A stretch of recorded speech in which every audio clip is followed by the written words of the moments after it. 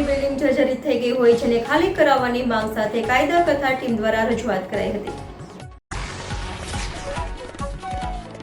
સુરતની સિવિલ હોસ્પિટલની જૂની બિલ્ડિંગમાં સમગ્ર દક્ષિણ ગુજરાત અને મહારાષ્ટ્રના કેટલાક ગામડાઓમાંથી રોજ સેંકડો દર્દીઓ સારવાર માટે આવતા હોય છે।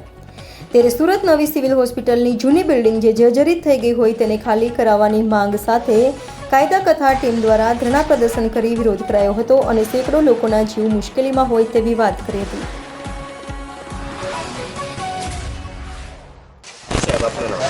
મારું નામ હિતેશ જાસુલિયા છે। Surat civil hospital, Surat new civil hospital દક્ષિણ ગુજરાતની સૌથી મોટી સરકારી હોસ્પિટલ કહેવાય છે, જેમાં લોકો સારવાર માટે આવતા હોય છે અને દર્દીઓના પરિવાર એમની સાથે આવતા હોય છે।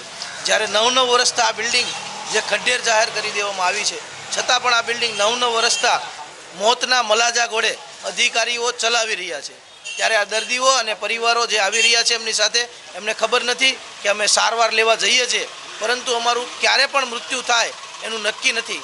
જ્યારે ગુજરાતમાં અનેક એવી બિલ્ડિંગો, અનેક એવી ઘટનાઓ અકસ્માતથી દુર્ઘટના બની છે, ત્યારે આ સરકાર જાહેરાત કરી દે છે, સીટની રચનાઓ કરી દે છે, કોઈ પણ ચમરબંધીને છોડવામાં નહીં આવે અને 4-4 લાખ રૂપિયાની જાહેરાત કરી અને પરિવારને સાંત્વના આપતી હોય છે। ત્યારે આ સરકાર અને સિસ્ટમમાં જે બેઠેલા અધિકારીઓને એક જ સંદેશો છે, આ વહેલી તકે ખાલી કરવામાં આવે।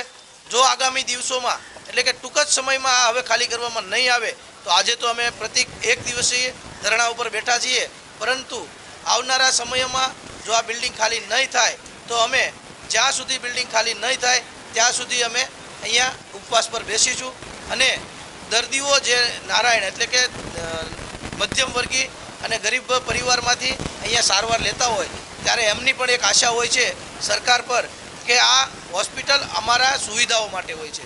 ત્યારે આ સમયાંતરે આ બધી સુવિધાઓ અને વિકાસના કામો કરવા જોઈએ, જે આ ધરણાનો મુખ્ય હેતુ છે।